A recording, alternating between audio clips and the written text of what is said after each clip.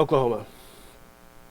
There's a custom in this part of the world that never fails to raise eyebrows when I describe it to those who didn't grow up here, and it usually fails to impress anyone who has.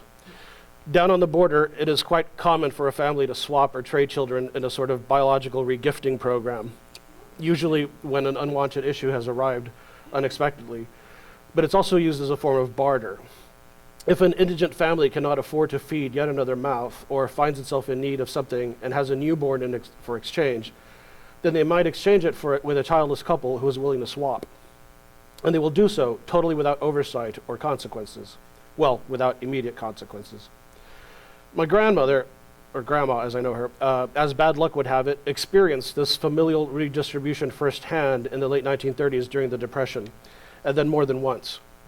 Grandma was swapped around until she could be placed with a family that could find her useful and feed her in return. By the time she was 10 years old, she was sent to live with her uncle at a farm adjoining her father's, equally poor, but burdened with wild children that Grandma would presumably nanny. She would do this, it was decided, for half a tortilla a day. Her brother Felipe, an Irish twin 10 months younger than her, would work the ramshackle dust-boned animals for the same rate. In later years, Grandma would tell us of this time, how for punishment, she and Felipe would sometimes be tied to a pole buried in the ground and whipped without mercy, their hands bound together while made to walk around and around. And my sister Margie, she teared up when Grandma told us this story, sobbing, holding her hands to her face and saying, "They were like slaves." But I couldn't really feel anything for Grandma at this time, although I'm sure my sister did, because Marge didn't have this sort of history I had with Grandma. For Marge, the image of Grandma getting whipped like a Mexican Kunta Kinte was poignant. But to me, it was I can't pronounce this French, motjust. I call it motjust. We'll just go with that. But because I couldn't feel pity for her after having experienced a similar childhood at her hand. Grandma had grown up tough and mean as a result of her circumstances. She had to become tougher than her environment, or she would have starved. Her metric for wealth, as a result, became food, and at a very early age, like you see in survivors of POW camps, who came to hoard secret caches of food in an otherwise suburban existence. Grandma went on to describe how she spent the early part of her adolescence as the unwanted cousin come to live with the mean, wild boy tribe of haranguers, these 5 younger cousins of hers who would torture and assault her every chance they had, kept her subjugated, inferior, reduced, and reminded of why she was there. She had to watch her cousins during the day while everyone who was capable, boys over age 12, girls over age 15, would work the land, the fields, and the farm. She was responsible for their welfare, and it was a tough job because there were so goddamn many of them, and some of them were actually older, like her cousin Elvira. Elvira was 14 and blossoming. One day she decided to cross the woods through a shortcut that separated her from the rest of the kids, returning home from some errand or chore, and Grandma had decided to follow her. When they arrived at the wooden fence delineating their neighbor's farm and were crossing over it, Elvira was suddenly grabbed from behind in an ambush by the eldest son of that family, a lean boy in his 20s who set about to tumble her in that field right there. But this was Grandma's family, and she was having none of it. She grabbed the log and brought it down hard on the back of his head while he was trying to pin down her cousin. He flops over, rolls on his back, and she grabs Elvira and they both run home, Elvira clutching what's left of her dress closed over her new breasts. When they get home, they tell her father, who grabs his 30-30 and sets off in his truck, but the boy had already run off, and he was never heard from again. Grandma's regaled, heralded at home as the guardian of her cousins, but it was short of the mark. Grandma was not going to let some wiry field hand's unchecked libido get between her and the one-a-day tortilla that was keeping her and her little brother alive. No, sir. Some years later, when Grandma was nearing the fertile age of 16, it was with some fairy tale alarm that the unruly tribe of cousins would get surprise and periodic visits from a wandering and charismatic cowboy smuggler, during the hours when the kids were out doing what they usually did daily, which was making someone miserable near the Rio Grande. They first noticed him because he kept coming around and asking if the kids had seen the American Border Patrol, or maybe the Rangers, which is what the border Mexicans call the Texas Rangers, and then if they had, where, how often, how many, etc. But he had no need for their psychic intelligence. He was circling around because Grandma had somehow caught his eye, a fact that eventually surfaced and quickly bewildered everyone. The kids would gladly and loudly report anything they'd seen, make up information just to keep him hanging around. He was the area's Billy the Kid. Everybody knew him by sight there. Domingo Martinez, el caballero, the gentleman cowboy. At 19 years old, Daniel, my grandfather by blood, was already a caballero, a sort of localized knighthood acquired by his obstinate refusal to acknowledge the law on either side of the border. And he was excellent in his field. He wore Stetson hats and exotic animal hide as boots, which was a very big deal at the time, like spinning rims on an Escalade. Daniel was a coyote, bringing people and liquor and cinnamon and animals across the Rio Grande River, called El Rio Bravo in Mexico. It was at this time a huge, swollen, and undammed thing. A proud and dangerous partner in Daniel's enterprise, utterly unconcerned with human welfare, a warm and brown liquid dragon. My grandfather was a lean, light-skinned man with wavy black hair, and he towered over the regular men of the area at an easy 6 feet, clearly of Spanish lineage. He was the area Robin Hood, the bandit hero, and he was well received everywhere he went, it seemed. Daniel was a born river person, totally unafraid of the whims of the water that now divided Mexico from white people, and he understood its moods and temperament intimately, and he took advantage of this gift. The Border Patrol, of course, had its issues with Daniel Martinez. For years now, he had helped hundreds of Mexicans across the river to travel north and work more jobs up in the States, floated over booze by the gallons during Prohibition, carried bundles of cinnamon, parrots, and reptiles, anything that could turn a profit in the U.S., because the border town was a brand new thing to the area, some mythic division created during the Civil War, and he and his own fathers were simply making the best of it. Very much a red butler, and he was very good at it. Just look at his boots. Then, for reasons lost to history, he set eyes on Virginia Campos, and he fell in love, or the sort of love he was capable of as a full-grown boy king of early Texas. Daniel was a giant of the area, and the only stories I have of my grandfather left are those of guile, of slipperiness, and a near mythological ability to evade the law. He's Brer Rabbit with a fondness for the river, which I actually have to admit I possess as well. I like the water. Water kills you when you fight it, saves you when you go with it. My own father doesn't have this appreciation of water I've seen. Things like this skip a generation, I've been told. And things like this that were very much qualities that my grandfather had. In one story, Daniel is caught by the Border Patrol while he's ferrying a raft full of people over to Texas. And this bunch, they're caught red-handed and all have their hands in the air under guard from the agents. And he leans down as they're pulling him ashore saying, don't shoot, my boots are caught in the wire. And all the while he's pulling them off. And then when they come off, he slips right into the water before they realize he's fucked off. And the agents fire into the water trying to kill him. But Daniel can hold his breath for 2 minutes. And he's so far downstream in this river, they can't do a thing. And he gets away. In another story, he's riding near the river when his horse steps into a hive of yellow jackets. And he and his horse are suddenly swarmed. The horse goes completely insane from the ensuing stings, and he charges uncontrollably through the bracken, and eventually spills over a cliff and into the river 20 feet below. Daniel doesn't panic, I'm told. Though he sinks like a rock because his boots are filling with water. And while he's underwater, he removes them as he's swept away in the current. Boots tend to suck you down to your death. And he manages to swim to the riverbank, though he never sees his best horse again. Lost a lot of boots in that river too, apparently.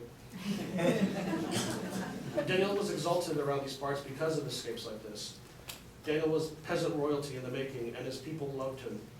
And when he suddenly proposes to Grandma, whom he saw one day playing nanny to the truly horrible assortment of children, she was swept away from this existence in what was considered on the dusty borders of the Rio Grande in the 1940s to be a Cinderella wedding. It completed his fairy tale image. Grandma, of course, accepts his proposal to marry Daniel and delights in the envy of her family and cousins, carries his child within weeks. This child would be my father and the only child they have together. When she carries him to term, they decide to name him Domingo Campos Martinez, at the vehement insistence of one of Grandma's female cousins, who said the name was dignified and macho because she had a crush on another local cowboy also named Domingo. A relationship that did not last long, and existed primarily in her head and in the woods behind the horse farm. Estaba alborotada. Grandma remembers about her cousin when I asked her why she named her son Sunday, and why I was now burdened with it. The girl was in heat. That's what that means. That's how I got my name. Before the birth of my father, Grandma and Daniel get married hurriedly in a small church in Matamoros. She's 16 years old in her wedding photograph, and I have it, the only image I have of my real grandfather, and they both look frightened and corpse-like already, similar to those photographs taken of dead outlaws in the Old West. And with good reason, because Daniel, well, Grandpa, not Grandpa, but my grandfather by blood, he never quite made it to grandfatherhood. My own father, Dad, actually, that's not me stuttering. I actually wrote all the right. My own father, or Dad, as I know him, he's about 10 months old when we pick up the story. In one year's time, Grandma has already been rendered infertile by a number of venereal troubles. So we can surmise that an inexorious saint my dear departed grandfather was not. He's 20 years old. He's got a young family at home, which is a farm on the Mexican side of the border. But he's got some ideas for the American side of his river, and that's all coming together. But I'm sure that death was whispering from every corner of their newlywed house. You'd have to be deaf not to hear it, just by looking at him. He's aware that the American authorities are on his trail, so he's keeping a low profile, not actively engaging or putting himself in a position to be caught. This is infuriating the white law on the American side of the border. The ranches, they're these corn-fed white boys from Kansas or Oklahoma, maybe from some other starving farm states to the north, who simply could not come to meet the area on its own terms. So they decide to flood it with warrants, arrests, and bounties, some legal, some not so much. Law kind of changes down here. Things get blurry when you can't do what you want, what you know is right. Border justice.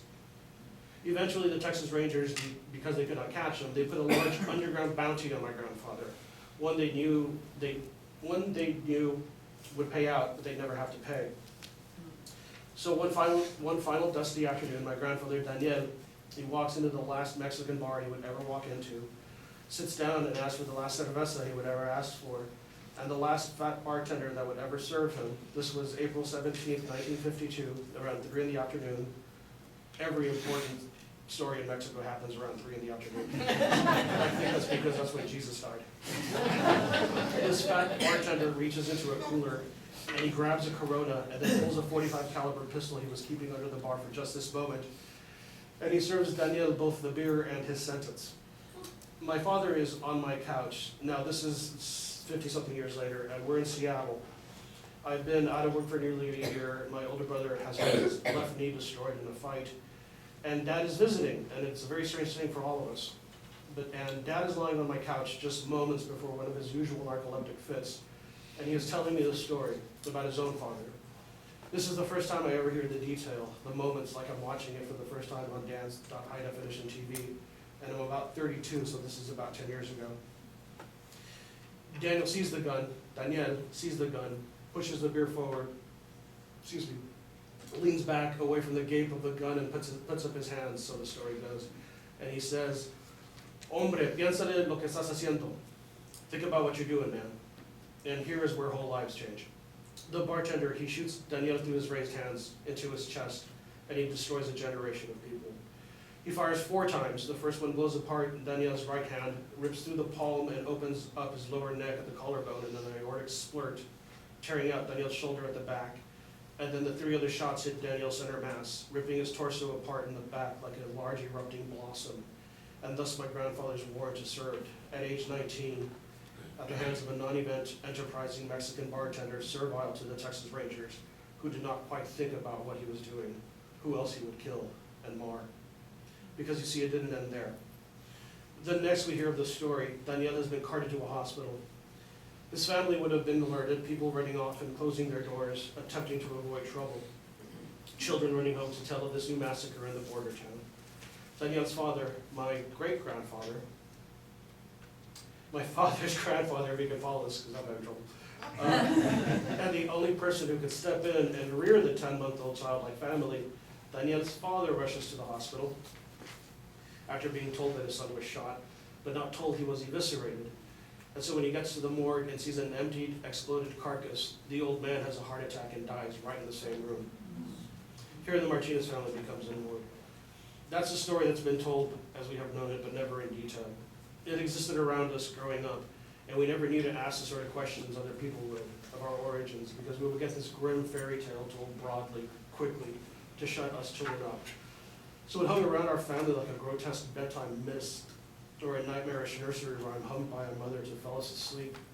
It permeated everything I knew, answered any question I could have about our past, our future, and yet I never fully experienced, never comprehended the horror of it until now. This horror of my grandfather's death, a 19-year-old kid with no future. His chest opened up like a clumsy autopsy in a Mexican bar, the death of his father upon witnessing. These images were poured into our cereal bowls and left on our pillows, and the horror of it never really nestled itself into my heart until I asked my father and heard the story as an adult. I had this dream. There's this unruly kid, and I'm trying to get away from him because he just seems like trouble. And when I turn my back, he's suddenly shot by some unseen gunman. And then in my hand, I am carrying a part of his liver, purple and globule and wet. And instead of being afraid or repulsed, I find myself wondering where I should put it, if I should try to drop it back into his body or just leave it on the ground. But I'm reluctant. The earth is so dusty.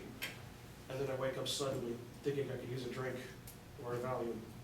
And then I have this memory. My father and I are driving around Brownsville, and I'm not 100% certain as to the accuracy of this recounting, but I can swear to you, and I hope that I'm wrong, that my memory is faulty, that when we drive down Elizabeth Street, I could swear, in my memory, mind you, that he said, "That's the man that shot your grandfather." And with his chin, he pointed at a fat man, an utterly nondescript Mexican with a mustache who looked like 100 other Mexicans, wearing a soiled white pentafold, standing in the back alley doorway of a derelict restaurant. Now, I say that I hope I'm making this up because I wonder if the torture it would be to know that the man who shot your father lived and lived right over there, scratching out a living, and then to say this to your own son and not want to rip that man's face off and put a brick through his brain. In my memory, Dad looked at that man the way a 40-year-old Hamlet would look at a very fat Mexican Claudius, ridiculous in his cook's outfit, smoking a cigarette in a doorway, looking like a man who's carrying very grim things. Dad instead looked at him like a man who knew he should do something, anything, but also knew that he wouldn't. But again, I cannot guarantee the accuracy of this memory. And I probably could not ask Dad if it ever happened. I just don't think I'm that cool. And yet I still have it. This is called Drinking with Dad. It's in the moments that slip quietly by when we affect those closest to us. Moments unnoticed and unintended when you think no one is looking. We leave the deepest marks when we least mean to. My older brother Dan and I left a serious indentation on our younger brother Derek, without noticing or caring when we were growing up with him, in the way our father left the mark of Cain on both Dan and I when Dad was fully cognizant of what he was doing, what we were seeing as boys under his care. More than common, it was expected for the men who worked for my father to start their drinking of the smaller 7-ounce Budweiser ponies around 10 o'clock in the morning, either at the sandpit or in the driveway where much of Dad's broken down trucking equipment was parked throughout the 80s. Nothing was said to discourage it, and if the women disapproved, they weren't allowed to voice their disapproval or send covert glowers in the direction of any of the men, regardless of their status, because excepting for my grandma, who ran the place, women weren't allowed near the trucking equipment or near the men, unless they were bringing food. Work was a boys' club, though the work just got in the way of the drinking. But even among men, there were limits. Once in a while, someone would make a comment if someone started too early, allowed the beer to interfere with its basic functionality, saying that so-and-so had awoken that morning con la mano hinchada, meaning his hand was already swollen from holding a beer bottle. The men drank slowly all day so that it wouldn't interfere too badly with their driving of the large, barely operating 1950s and 60s era GMC and Chevrolet dump trucks, with squishy brakes and suspect steering that argued rather than answered. And yet somehow they managed to get through my entire childhood without murdering a single person or family in a vehicular collision. In fact, the only driver who very nearly killed a pedestrian was actually me, driving an 18-wheeler when I was about 15. And for the record, perfectly sober. Might tell you that story, it's so important. Through their 20s and 30s, my father's neighbors and cousins drank with no sense of mortality or health or consequences, destroying kidney and family both while sharing their bewilderment over breakfast ponies, wondering why a wife had just packed up the kids and vacated, or why they felt so depleted and weak so often. It wasn't denial, it was a deep, sincere cultural inability to understand the direct connection between alcoholism and their ongoing health and psychological issues. Beer, simply put, was the answer to all of life's problems. How could it ever be the source? Their commitment and faith in alcohol was as absolute and religious as the Peruvian tribes have in the cocoa leaf. It's money, it's relief, it's life-sustaining and ego-enhancing, though admittedly, for some reason, it can be a bit even. And if it was so much good, how on earth could it be at all bad? Once I remember watching a conversation between my father and one of his closer cousins, Raul Medrano. Raul was a small, rail-thin man with dark, nearly red skin, made much more amber by his flushed face and his body's instant insulin reaction to the alcohol as the first and sometimes only thing he put down his throat every morning. "Mira, primo," he exclaimed in exasperation and alarm as he spat out a dry, cottony spume, seemingly devoid of any moisture. "Mira?" He'd eaten nothing for days and lived on Budweiser while he worked with Tad, but he'd become so broken down from alcoholism, his body had bloomed in huge, painful boils. At the minute he'd have his first beer, his liver would protest violently, and he'd turn a hot crimson color with all the arteries in his neck and face dilating. He looked tortured that morning as he stood swaying in the glaring primordial South Texas sun, standing there looking bewildered and uncertain as to what was happening to him. And no one had the presence of mind to say, "Jesus Christ, man, drink a glass of water and get some help with your drinking." Instead, Dad would volunteer to drive him home, and Raul would smile around a large lump in his cheek that should not have been there. And he said, no, that's fine, I can walk.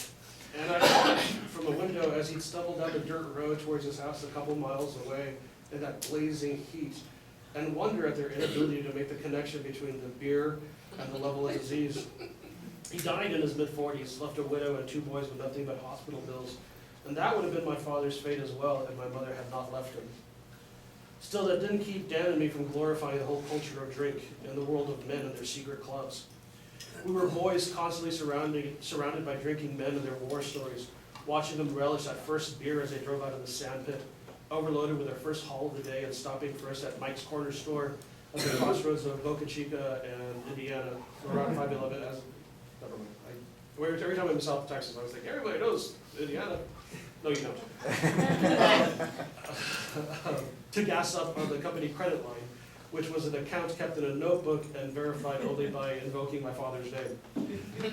They'd buy that first 8-pack of ponies and a couple of packs of the dried Mexican shrimp with a lemon juice packet that I positively lived on at the time. Except I would follow them down with tamarindo-flavored soda instead of Budweiser. It was mystical, religious, that first cold beer of the morning to my father and his people. It changed everything, made them better drivers and rewrote their stories as woman killers, as long-shanked fighters and respected machers of these rural country roads. And the more you drank, the more you could hold your beer, the tougher you were, more macho. Dan and I wanted to be macho.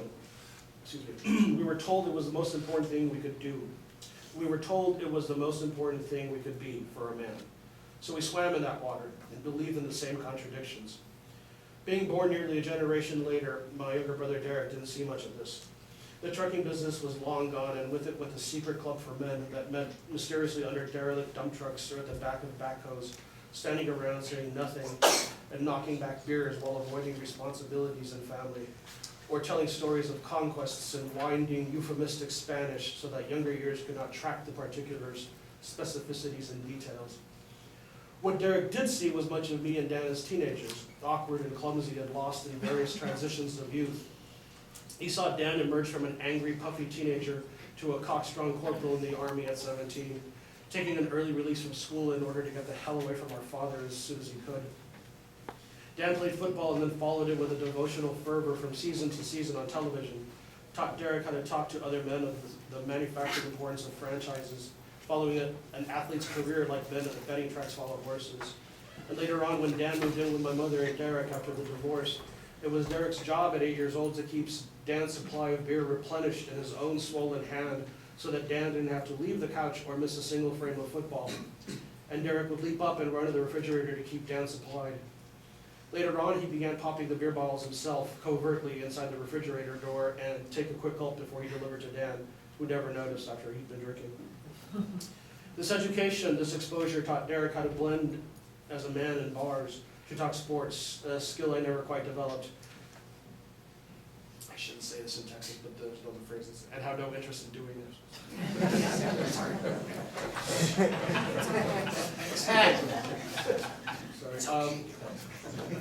Among friends. Then he saw me go from a lanky, scrawny adolescent with hair like Lyle Lovett to a lanky, scrawny adolescent with hair like, well, Lyle Lovett with a haircut. And I taught him about music and the usual moping, faux, adolescent, agonizing bullshit in literature, the Salinger, the Camus, the James Joyce, and the soundtrack to Wankerdom and The Cure, the Joy Division and the Smiths, peppered here and again with the punk rock energy of the 70s. I looked vaguely Semitic at the time of my life, more Ashkenazi than Mexican. I wore thin cotton tees with a single totemic image center mass, walked everywhere with a pair of earbuds hooked up to my Walkman, which was hooked to my backpack, and played an eternal loop of mixtapes I made at home. In short, I was a prototype for today's college wanker. Having created this... I love this guy. Having created the style before Steve Jobs spoon-fed it to your children. You parents can blame me for that one. And yet I was still a Texan, and therefore I had some rough edges. You can't live in Texas and go entirely artsy. You're bound to have the hide of some endangered beast on your wall, or longboards on your Cadillac. If not physically, then somewhere in metaphor. So this was the polarity in which my younger brother was raised. These were the two opposing thoughts held together in his young mind simultaneously. Dan was the body, I was the heart. And I was tortured, of course. I was the image of burning heart Jesus, holding his heart in his palm. And I would take extraordinary pleasure in the exultation that Derek and his friends held in me. At this time, the only audience I had. And I would drink too much in front of the kid, regale him with stories of my misadventures and hearts left broken when I would visit, mine among many. And he'd listen and learn and take it all in like I was his personal artsy swashbuckler. And I left my own dent in his head. Though it wasn't all terrible. Here, I take the poor, terrified kid on these calamitous nap-of-the-earth drives at 50 and 60 miles per hour on dirt roads in my pimped-out 1982 Buick LeSabre. Low to the ground and windows rolled down all the way with Gibby Haynes and the Butthole Surfers just blaring out of my speakers. And Derek, his eyes wide with ecstasy and terror, biting down hard on a pacifier and simply buckled in at age 4 because, fuck, this is Texas. And we don't know anything about baby seats on the phone. We'd rocket by like low-flying aircraft listening to Who Was in My Room Last Night? Down these flat, chalk-dusted farms. We made our own dilemmas and distractions because there was nothing, no one else at the time. And this was ours. It was only ours and all that we had for now. It wasn't much, but it was there, and that was enough. That was the Sunday morning drive to get barbacoa at the house of some family that had supplemented their income by throwing open their garage door and cooking a series of calf heads in a pit in their backyard on the Mexican holy days. That was the drive to get fresh tortillas from the other family that built their own tortilla maker in their living room. That was the drive to the corner store, 5 miles away if you went by the geometry of the grain fields, which we were forced to do because we lived between two of them. And that was the drive to the beach, not the beach itself, just the drive there. Because the driving was the point, and the music and the scenery whipping past, because it felt like you were doing something. It felt like you were finally moving. And that's what I imprinted on Derek. I gave him a taste for the tragic and the terror and the need for oblivion without realizing what I was doing. The morning we heard of his accident, there's an accident, I'll tell you about that later. The morning we heard of his accident when he was in ICU at a hospital in Austin after falling and crushing his head when he was blacked out drunk, this was all I could think about. How both Dan and I had managed to provoke or solicit the Thanatos, the death drive, in our younger brother, sort of bleeding through our own damage and letting it spill unknowingly onto the poor, stupid, beautiful beast of a boy, now 24 years old, and intent upon flinging himself off the nearest chemical cliff.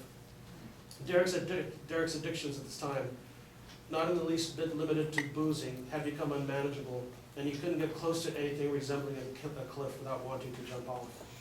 And now, though it started recreationally, it ended rather medically, and much too public to remain a secret family curse. There was no coming back from this cliff, and it had taken Derek, the last boy in line, to illustrate quite clearly a definition of cultural cliffsides in both my older brother and myself, leading off into either horizon, and certainly into both of our futures.